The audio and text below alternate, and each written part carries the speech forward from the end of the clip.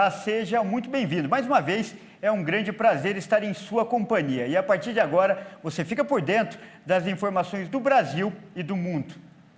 E olha só, eu começo essa edição com um dado preocupante. O número de brasileiros sem ter o que comer quase dobrou nos 2 anos de pandemia. Com isso, mais de 30 milhões de pessoas vivem em situação de extrema pobreza.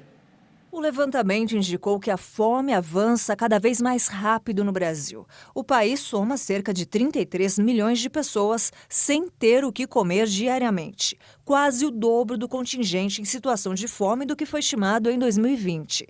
Em números absolutos, são 14 milhões de pessoas a mais passando fome no país. Os dados são do segundo inquérito nacional sobre insegurança alimentar no contexto da pandemia da Covid-19 no Brasil, realizado pela Rede Brasileira de Pesquisa em Soberania e Segurança Alimentar e Nutricional.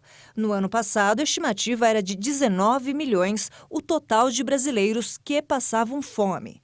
A crise provocada pela pandemia do coronavírus está diretamente relacionada ao avanço ainda maior da fome nos últimos 2 anos.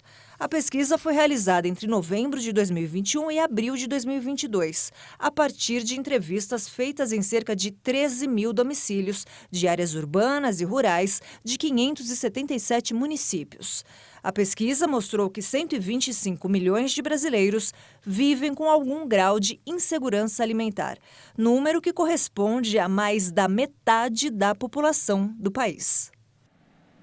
Olha, e se alguns não têm o que comer, outros escolhem mal o cardápio. O consumo de alimentos ultraprocessados aumentou a obesidade no Brasil. E o excesso de peso pode ter como consequência doenças como a diabetes, hipertensão e problemas cardiovasculares.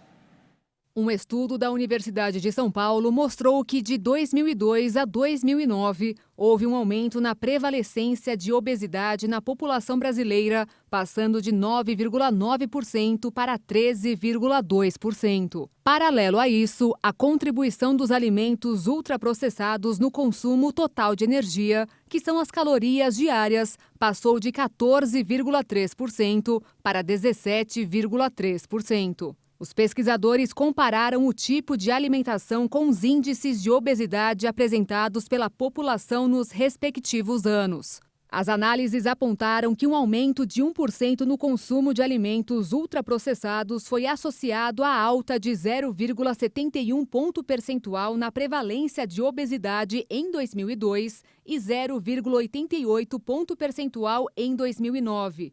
Chegando à conclusão de que consumir esses alimentos representou uma alta de 28,68% no período. E, além disso, que o excesso de peso é mais comum na população com 18 anos ou mais, sendo maior entre mulheres do que em homens. Segundo o Ministério da Saúde, os alimentos ultraprocessados são formulações industriais ricas em calorias, açúcar, gorduras, sal e aditivos químicos, com sabor realçado e maior prazo de validade, como, por exemplo, biscoitos, sorvetes, salgadinhos de pacote, refrigerantes, produtos congelados, pães, entre outros. Lembrando que a obesidade é tanto uma doença quanto um fator de risco para inúmeras outras doenças crônicas não transmissíveis, como doenças cardiovasculares, AVC, hipertensão, dislipidemia, diabetes e vários tipos de câncer, de acordo com os autores do estudo. E os valores das ações da Eletrobras, que puderam ser reservadas com o dinheiro do Fundo de Garantia por Tempo de Serviço, o FGTS, ficaram acima do que era esperado pelo mercado. As ações da Eletrobras fecharam em alta no pregão um dia depois do fim do prazo da possibilidade de investimento com dinheiro do FGTS. Antes mesmo de ser determinado a precificação de seus papéis no processo de privatização, os ativos ordinários subiram 2,14% a R$ 43, enquanto os conhecidos como preferenciais tiveram alta de 2,9% a R$ 42,50. Segundo analistas, a demanda pelos papéis estava em 2 vezes o valor projetado para a oferta.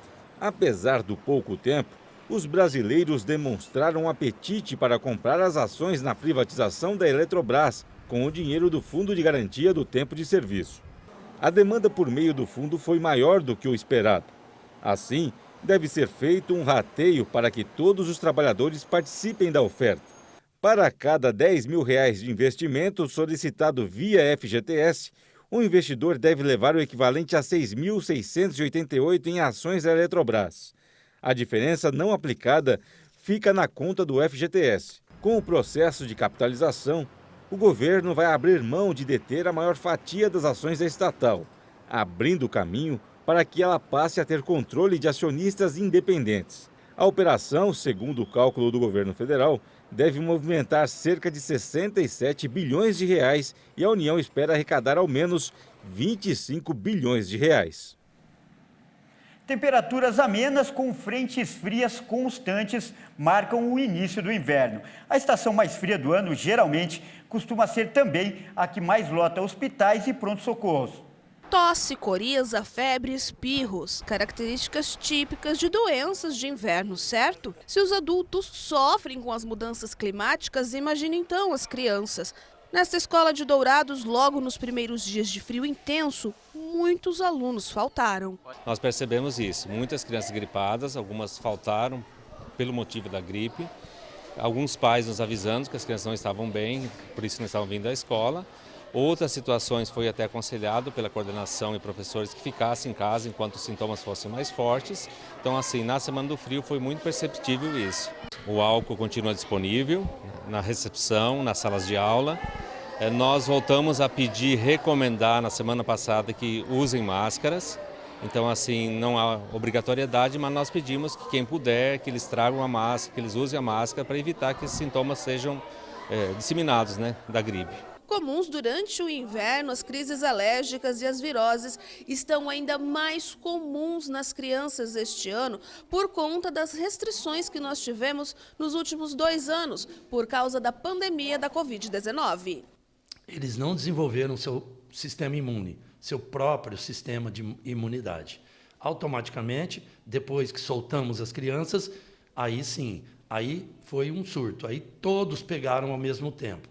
Aí as doenças se espalharam e todo mundo com as crises gripais, tudo ao mesmo tempo, por falta de desenvolvimento do seu sistema imune. E o especialista alerta ainda para o momento em que o auxílio médico deve ser procurado. A partir do momento que você sente que o teu filho não está bem, você o conhece dia a dia, é uma criança alegre, brinca, come, dorme bem, etc. A partir do momento que começa com tosse, com coriza, com febre, aí diminui o apetite, o sono já está ruim, etc., aí já é um alerta. O teu filho mudou, os sintomas novos estão aparecendo, existe doenças novas aqui, então é uma hora de procurar, o médico avalia para poder ver a conduta necessária, para não passar despercebido e lá na frente ficar com uma gravidade maior. E nesta semana, a Anatel, que é a Agência Nacional de Telecomunicações, decidiu adotar medidas enérgicas para combater o telemarketing abusivo. Olha, agora ficou decidido que todas as empresas do ramo devem adotar o prefixo 0303 para as chamadas. E nós vamos conversar agora com o Emanuel Campelo, ele que é conselheiro, diretor da Anatel e vai falar sobre esse assunto. Primeiro, bom dia, eu agradeço pela sua gentileza. E a primeira questão que eu faço é como deve funcionar na prática essa medida. Um bom dia, nós que agradecemos aqui a oportunidade. O estabelecimento do 0303 veio como uma tentativa de racionalizar, de dar uma maior racionalidade a essa atividade do telemarketing. O telemarketing ele é uma atividade lícita, é uma atividade permitida por lei, mas, de fato, os mecanismos utilizados nos últimos anos estão tornando o incômodo ao consumidor absolutamente insustentável. Então, a Anatel, após vários estudos e outras medidas que também foram adotadas desde 2017, né, vem trabalhando no combate a esse fenômeno, que é um fenômeno mundial, decidiu pela adoção do 0303, esse numeração específico para atividade de telemarketing. Então, desde o dia 11 de março, ele passou a ser obrigatório para aquelas empresas que utilizavam números de telefonia celular, né, para realizar essas chamadas de telemarketing. E agora, o último prazo é esse que venceu essa semana, e a partir do dia 9, ele passa a ser, de junho, passa a ser obrigatório também para aquelas empresas que utilizavam números de telefone fixo para fazer essas ofertas de telemarketing. Correto. E olha, Manuel, outra questão extremamente relevante foi a decisão de bloquear as empresas que usam os chamados robôs para fazer ligações automáticas e podem passar de até 100 mil chamadas por dia. Muitas não chegam nem a completar e incomodam bastante, né? Exato. São duas medidas distintas, combatem fenômenos diferentes, mas que são complementares, né? O robocall, né, como nós chamamos, essas chamadas que são realizadas por aparatos tecnológicos e que muitas vezes desligam na cara do consumidor, né? O consumidor recebe dezenas, muitas vezes, de ligações por dia. Ele vinha sendo um grande ofensor aos consumidores. Então, numa tentativa de minorar esse problema, né, de diminuir a ofensividade dessa prática, a Anatel, no dia 6 de junho, publicou uma cautelar exatamente determinando que essas empresas se adequem, né, que cessem a utilização de linhas para realizar 100 mil ou mais chamadas por dia. Né? Nós chegamos a ficar no nosso levantamento que algumas linhas telefônicas faziam mais de 1 milhão de chamadas por dia. Então, fizemos esse recorte para que esses ofensores sejam identificados, se adequem e, a partir daí, aqueles que não se adequarem, aqueles que não cessarem essa prática, terão todas as linhas desse usuário bloqueadas. Ou seja, a empresa que tem, por exemplo, 20, 30, 50 linhas para a utilização de robôs, basta elas incorra nessa prática para que todas as outras sejam bloqueadas. E as operadoras ficam proibidas de fornecer novas linhas telefônicas para quem estiver no bloqueio. E ainda a empresa, dependendo do porte dela, né, que utiliza esses robôs, ela poderá ter que responder por uma sanção aplicada aqui pela agência de até 50 milhões de reais, né, uma multa de até 50 milhões de reais. Então, temos essa expectativa de que nos próximos meses, num curtíssimo prazo, nós tenhamos uma redução desse incômodo, uma redução dessas práticas e tornar mais tranquila a vida do consumidor de telecomunicações. Há alguma exceção nessa medida? Empresas que realizam cobrança, mesmo cobrança, ou pedem doações, né, empresas filantrópicas, elas não estão nessa restrição. Então, não há com que se preocupar e também não... A regra não são essas as empresas, né, as filantrópicas que utilizam robôs. Então, não há nada com que se preocupar. E, Emanuel, eu agradeço muitíssimo sua participação e principalmente essas explicações que, com certeza, foram muito úteis. Nós que agradecemos a oportunidade. A Anatel está sempre à disposição. Até mais. Bom, e você vai ver a seguir. Um dos questionamentos que mais intrigam a humanidade é: como podemos fazer para viver mais? A resposta você confere já já. Não saia daí.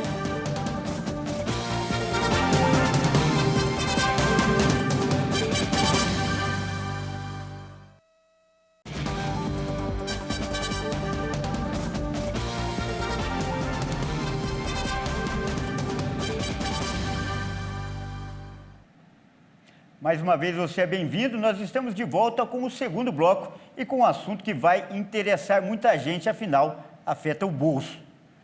O plenário da Câmara dos Deputados aprovou um projeto que prevê a devolução de cobranças indevidas nas contas de energia. O texto segue agora para a sanção presidencial. A proposta é que os consumidores sejam ressarcidos por meio de descontos na tarifa cobrada. A intenção é devolver aos consumidores cerca de 48 bilhões de reais cobrados a título de PIS, PASEP e COFINS, de maneira mais rápida para evitar que cada usuário busque a restituição por meio de ação judicial. A questão se tornou mais importante ainda após a decisão do Supremo Tribunal Federal, que firmou o entendimento que impede a incidência do ICMS sobre o adicional de energia elétrica das bandeiras tarifárias. O projeto prevê que compete à Agência Nacional de Energia Elétrica promover a destinação integral dos valores cobrados a mais na conta de luz. A redução das tarifas de distribuição de energia deve considerar os procedimentos tarifários, os contratos existentes, as decisões administrativas ou judiciais e entre outros pontos.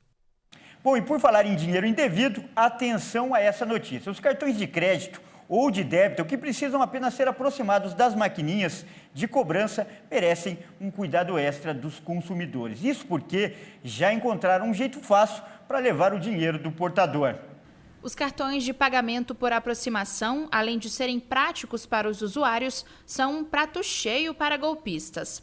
Segundo o levantamento feito pela Associação Brasileira das Empresas de Cartão de Crédito e Serviços, a ABECS, a cada 4 transações presenciais com cartões de crédito, uma é feita por aproximação. A previsão é que a modalidade chegue a representar metade das transações no país até o fim deste ano. Apesar dos benefícios, essa modalidade de cartão tem atraído ladrões que conseguem roubar o dinheiro das pessoas ou fazer outras transações apenas aproximando uma maquininha perto do cartão da vítima. Isso é possível porque, dependendo do valor, não há necessidade de digitar a senha. E muitas vezes o consumidor só percebe que foi vítima de roubo horas depois. Os ladrões se aproveitam da tecnologia chamada NFC, Near Field Communication, que em tradução livre significa comunicação de campo próximo.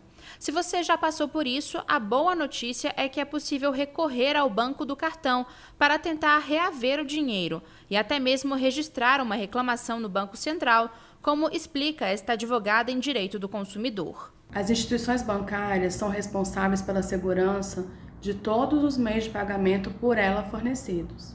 Então, se ela fornece o pagamento mediante o NFC, ela é sim responsável por qualquer falha na segurança que possa ocorrer nesse procedimento NFC.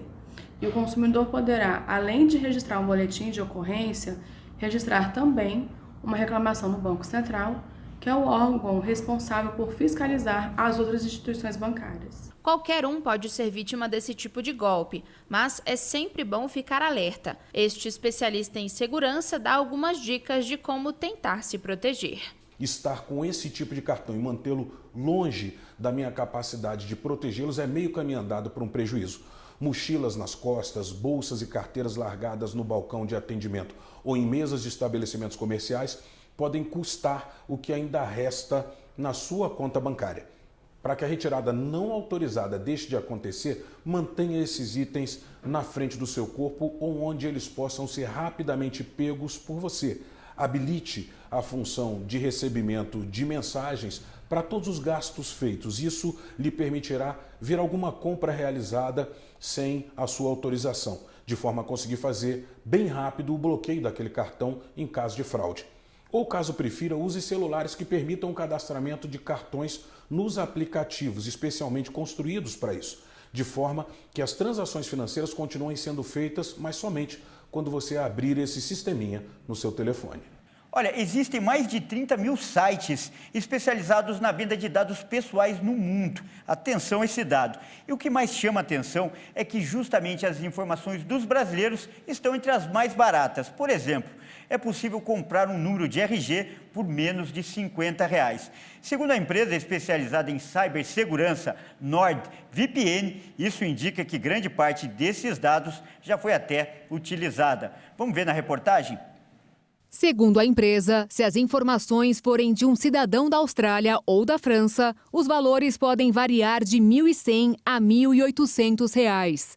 Já de um cidadão da República Tcheca, o mesmo documento pode custar até R$ 6.000. No Brasil, mais de 720 mil informações já foram comercializadas para o mundo todo, valor que soma mais de 88 milhões de reais. Entre as mais encontradas estão cartões de identidade pessoal e carteira de motorista, sem contar os passaportes, logins de contas bancárias e contas de criptomoedas. Dados que quase sempre são obtidos por meio de ações hackers em sistemas, por engenharia social ou mesmo por brechas de segurança, onde o próprio usuário fornece as informações. Se comparado com a Lituânia, por exemplo, em que os dados são mais valiosos, um passaporte verdadeiro pode passar dos R$ 18.000, enquanto na Argentina, R$ 43. Os preços estão atrelados à demanda pelos dados e da facilidade para obtê-los, além das leis e fiscalização de onde esses dados foram adquiridos e ainda quais crimes podem ser praticados com essas informações.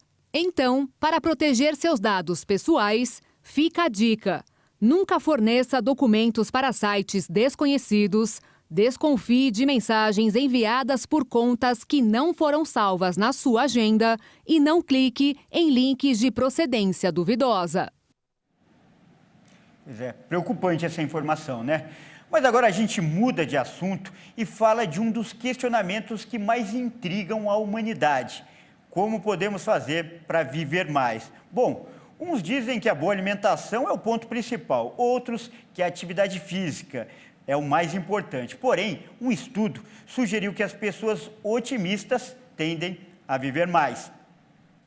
De acordo com um estudo publicado no Jornal da Sociedade Americana de Geriatria, os níveis mais altos de otimismo estão associados a uma vida útil mais longa e a uma maior chance de viver além dos 90 anos.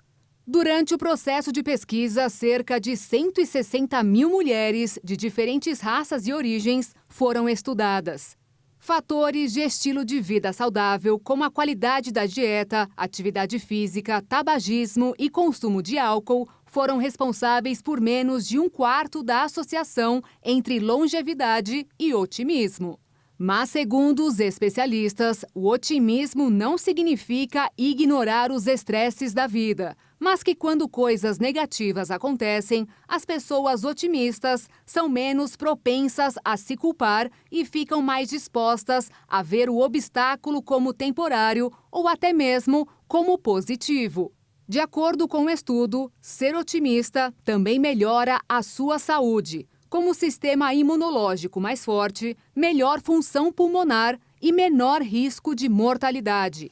Dessa forma, uma conclusão clara que pode ser tirada do estudo é que mesmo após situações de dificuldades e estresse, a melhor coisa a se fazer, como diz o ditado, é levantar, sacudir a poeira e dar a volta por cima. Afinal, o que mais precisamos é de uma vida mais longa, mais feliz e mais positiva. Bom, e essa edição fica por aqui. Mais informações você acompanha ao longo da nossa programação. Então, continue ligado e até mais.